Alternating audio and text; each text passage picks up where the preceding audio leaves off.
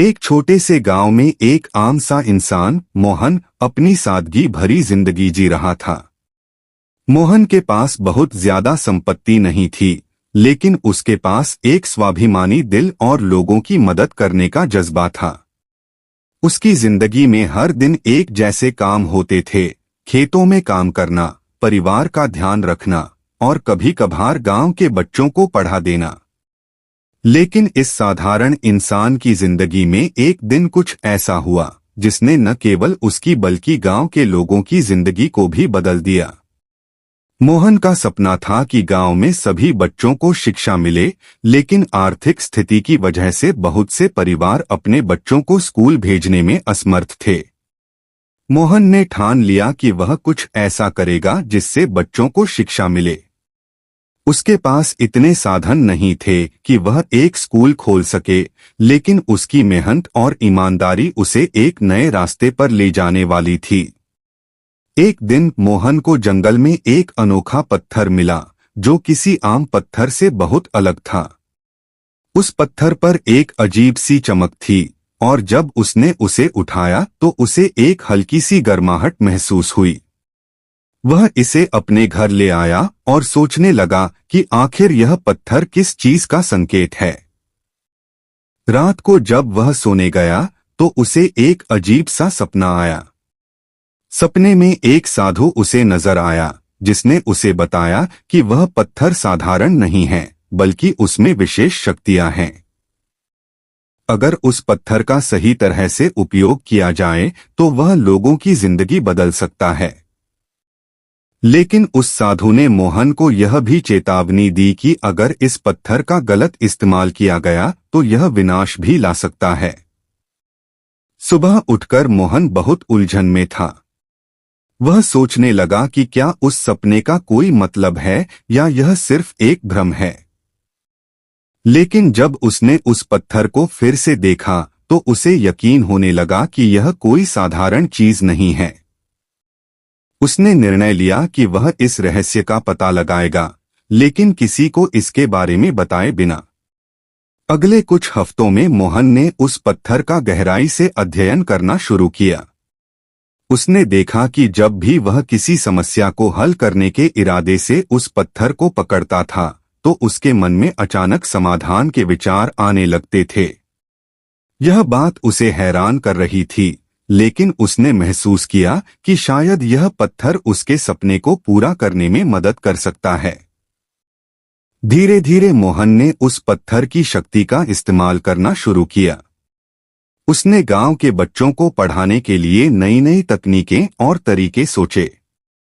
पत्थर की मदद से उसके मन में इतने सारे विचार और समाधान आने लगे कि वह खुद भी हैरान था। अब वह गांव में एक अस्थायी स्कूल चला रहा था, जहां वह बच्चों को पढ़ा रहा था और उनके जीवन को बदलने की कोशिश कर रहा था। मोहन की कोशिशें रंग लाने लगीं और गांव के बच्चों ने पढ़ाई में शानदार प्रदर्शन करना शुरू कर दिया। गांव के लोग मोहन की इस पहल से खुश थे, लेकिन उन्हें यह नहीं पता था कि इसके पीछे एक रहस्य है। मोहन ने पत्थर के बारे में किसी को नहीं बताया क्योंकि वह नहीं चाहता था कि कोई इसका गलत इस्तेमाल करे। एक दिन गांव में एक बड़ा तूफान आया जिसने गांव के कई घरों और खेतों को बर्बाद कर दिया। लोगों को लगा कि उनका सब कुछ खत्म हो गया है और अब उन्हें फिर से अपनी जिंदगी को बसाने में काफी वक्त लगेगा। मोहन भी इस तूफान से दुखी था, लेकिन उसने हिम्मत नहीं हारी। उसने पत्थर को अपने हाथों में लिया और भगवान से प्रार्थना की कि वह गांव के लोगों की मदद कर सके। अचानक उसके मन में एक विचार आया कि अगर गांव के लोग मिलकर काम करें तो वे जल्दी से अपने गांव को फिर से बसा सकते हैं। उसने गांव वालों को इकट्ठा किया और उन्हें एकजुट होकर काम करने की प्रेरणा दी। मोहन के इस कदम से गांव के लोग एक बार फिर से आशा की किरण देखने लगे और सभी ने मिलकर गांव की मरम्मत शुरू कर दी। कुछ ही हफ्तों में गांव ने फिर से अपनी खोई हुई खूबसूरती पाली। गांव के लोग अब मोहन को बहुत मानने लगे थे, लेकिन मोहन ने अब तक उस पत्थर के रहस्य को छुपा रखा था। उसका मानना था कि जब तक लोगों की भलाई हो रही है, उसे इस रहस्य को किसी के सामने लाने की जरूरत नहीं है।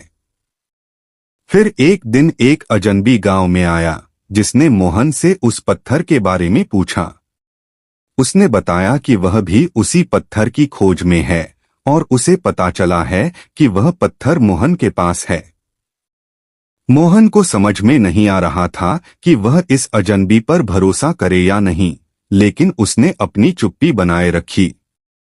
अजनबी ने मोहन को बताया कि वह एक पुरानी किताब में पढ़ चुका है कि यह पत्थर विशेष शक्तियों से युक्त है, लेकिन उसका असली उद्देश्य सिर्फ उन्हीं के हाथों में होना चाहिए जो निस्वार्थ भाव से समाज की भलाई के लिए काम कर रहे हों।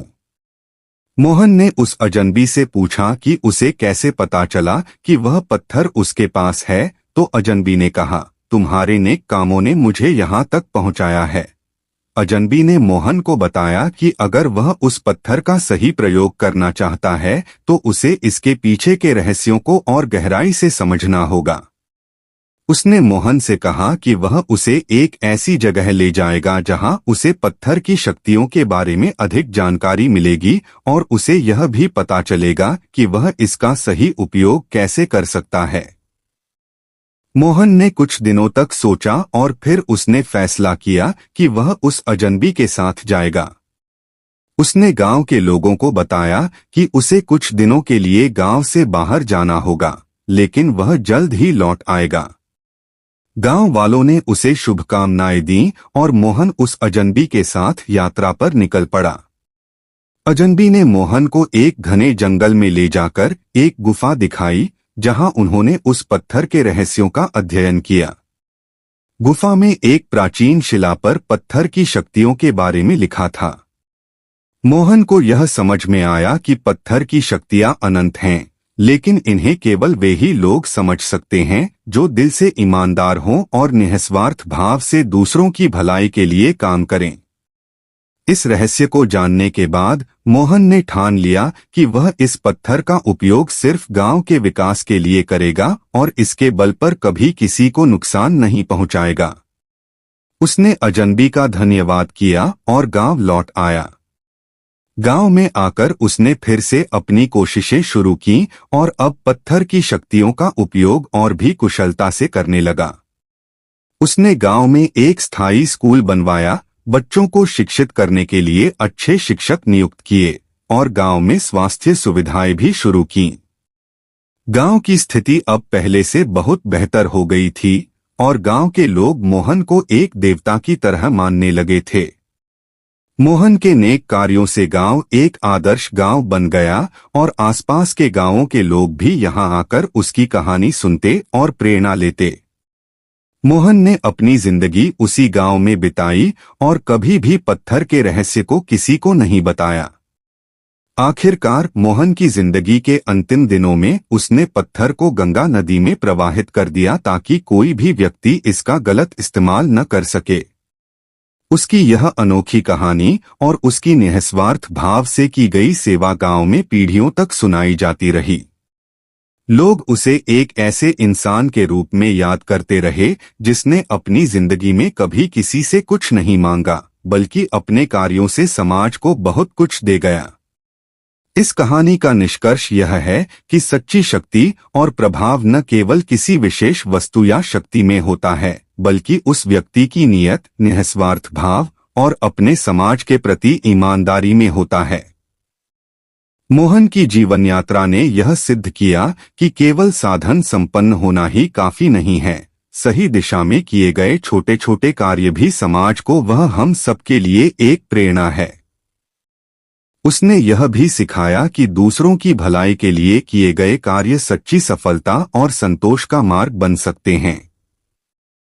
यह कहानी हमें याद दिलाती है कि जब उद्देश्य पवित्र हो और नीयत साफ हो तो साधन भी सार्थक हो जाते हैं।